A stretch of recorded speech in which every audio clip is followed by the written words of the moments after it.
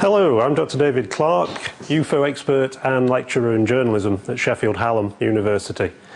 In October 2008, the National Archives are opening a collection of UFO material transferred from the Ministry of Defence under the Freedom of Information Act. It's the second release of UFO files this year, and it's the part of a 3 to 4 year transfer of some 160 files in all. This particular collection contains somewhere in the region of 4,500 separate pages of material and some 19 files in all.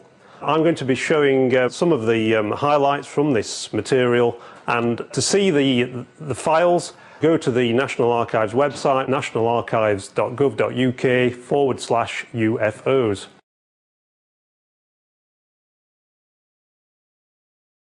One of the key highlights from these files is a report from April 1991.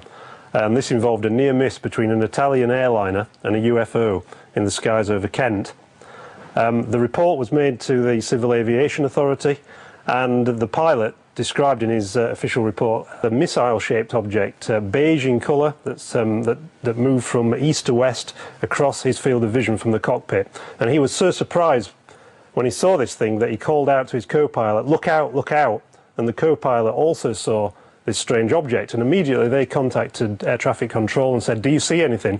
And they said, "Yeah, we see an object behind the aircraft quite clearly, primary return." This incident was investigated by the Ministry of Defence and also by the Civil Aviation Authority, and they checked to see if any real missile had been fired, perhaps by one of the Army Rangers or from a ship at sea, ruled out all the usual explanations, and the end result was that this was a genuine UFO, and the file was simply closed. There was nothing more they could do.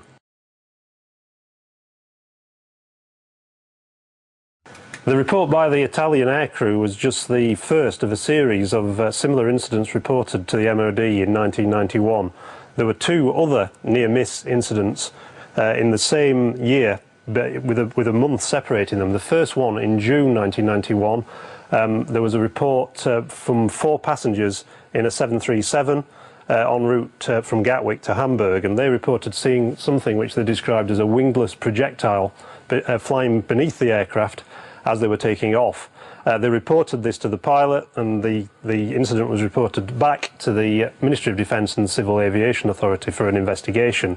While that investigation was going on, in July 1991, there was another report made by the crew of a 737 that was descending into Gatwick over the English countryside, and they reported seeing something which they described as a dark lozenge-shaped object zooming by the side of the aircraft.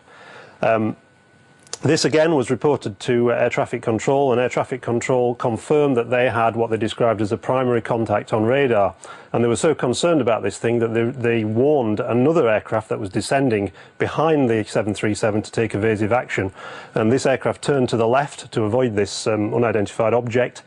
And it appeared to be heading towards the aircraft initially, but then turned away. The captain of the second aircraft didn't actually report seeing anything visually. Now, there was a full investigation of both these incidents. One of them was officially reported as a near miss, and they were unable to explain what had been seen. The best guess that they could make was that possibly what had been seen in these two cases was some kind of balloon, perhaps a meteorological balloon or perhaps a toy balloon. But again, there's a huge question mark over what this particular UFO may have been.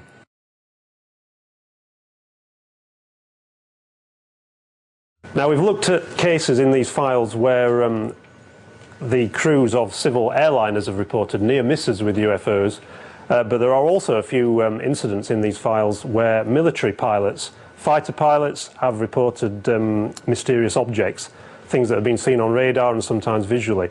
Now, the most impressive case in this particular collection actually happened at the height of the Cold War, one dark night either in 1956 or 1957. And the reason this case didn't emerge until the 1980s was that the pilot involved, who was a member of the United States Air Force 406th Fighter Bomber Wing, he didn't actually talk about what had happened until 32 years later, when he returned to the base RAF Manston in Kent, where the incident occurred. And he was there for a reunion, and he met up with some of his colleagues from that time, and they started talking about their experiences.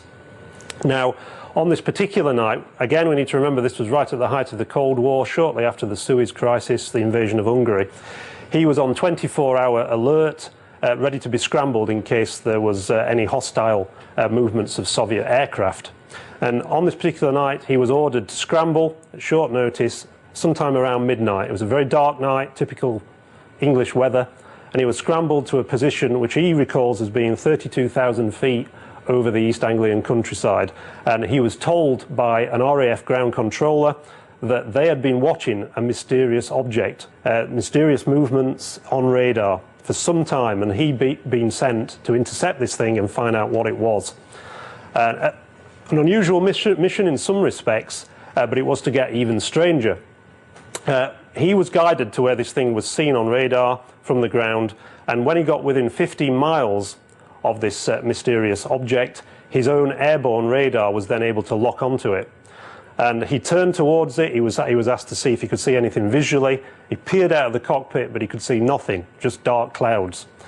He got within 15 miles of this thing. He got a lock-on his radar, and he said that this thing was very, very clear on his radar scope. It was huge, the size of a B-52 bomber. Absolutely no doubt that there was something there.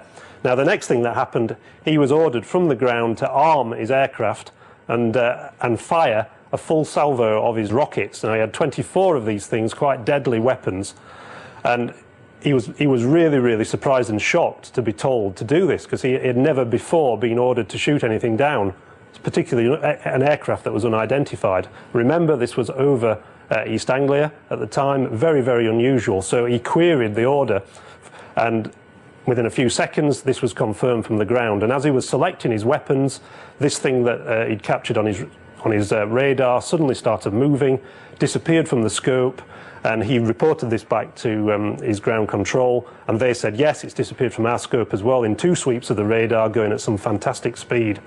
That was the end of the mission, as far as he was concerned. He returned to RAF Manston and spoke to ground control. They said he would be debriefed.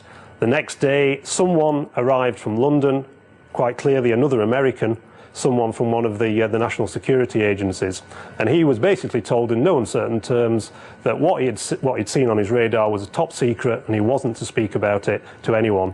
And he was warned that if he did break this his security oath, he would be grounded, and for a pilot, that was the worst thing that could happen.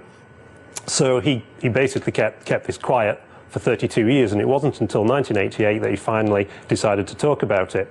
Now, when this reached the media and ufologists, a ufologist in Manchester wrote to the MOD and wanted to find out what official records were kept on this particular incident. And the MOD, according to these papers, actually went to have a look in the archives, and they found that, unfortunately, all the records before 1962 about UFO incidents had been destroyed. So they could not give an explanation as to what had been seen. They advised the inquirer to contact the United States Air Force archives, which he did, and they again said there was no records. We'd never heard of this incident. But there's no doubt that something very unusual happened. Was it really a UFO? Was it some kind of Soviet aircraft that had been seen? If so, who gave the orders to fire on it, and why?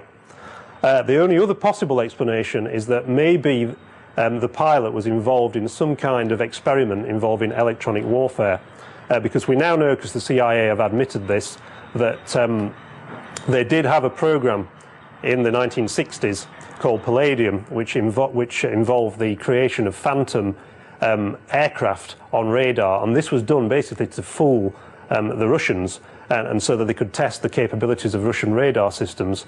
And so maybe there's a remote possibility that perhaps what this pilot had seen was some kind of experiment in electronic warfare, or maybe it was a UFO. I hope you have enjoyed my video documentary. If you'd like to examine some of these UFO reports in more detail, please go to the National Archives website, which is nationalarchives.gov.uk/UFOs.